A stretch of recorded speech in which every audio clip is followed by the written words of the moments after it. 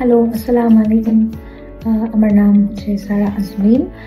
আমি থাকি হচ্ছে জার্মানিতে এসেন শহরে।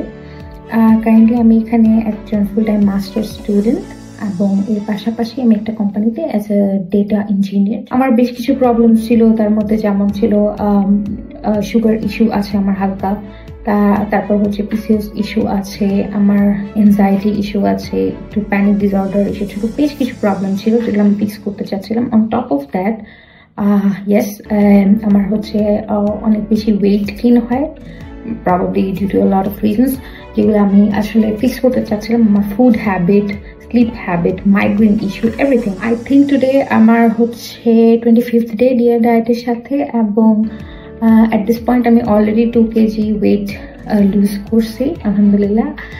এর পাশাপাশি আই থিঙ্ক আমার ওয়েস্ট লাইনে এবং হচ্ছে অ্যাপস লাইনে হচ্ছে অ্যারাউন্ড 0.5 থেকে 1 ইঞ্চের মতো লুজ হয়েছে।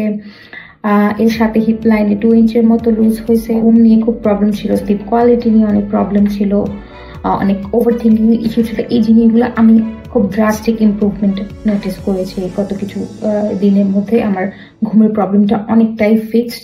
একটা সার্টেন টাইমে আমি ঘুমানোর যে রুটিনটা এখন করতে পারছি thanks to Dear Diet. On top of that বলতেই হয় যে আমার স্ট্যামিনার ইস্যু খুব বেশি ছিল, খুব বেশি লেজি ফিল হতো, খুব বেশি ফ্যাটিক ছিল।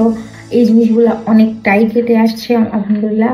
যেমন অ্যাট দিস টাইম, এখন রোজার সময় আলহামদুলিল্লাহ, এই রোজার সময় this is the first time I think যে আমার তৃষ্ণা পাচ্ছে না, বা একটা সার্টেন টাইমের পর খারাপ লাগছে না রোজা রাখার পর, বা অ্যাসিডিটির ইস্যু হচ্ছে না। এই সবগুলো জিনিসই অনেকটুকু ফিক্স হয়ে গেছে। 25 দিনে আমি আমার মধ্যে এতগুলো ইমপ্রুভমেন্ট দেখছি।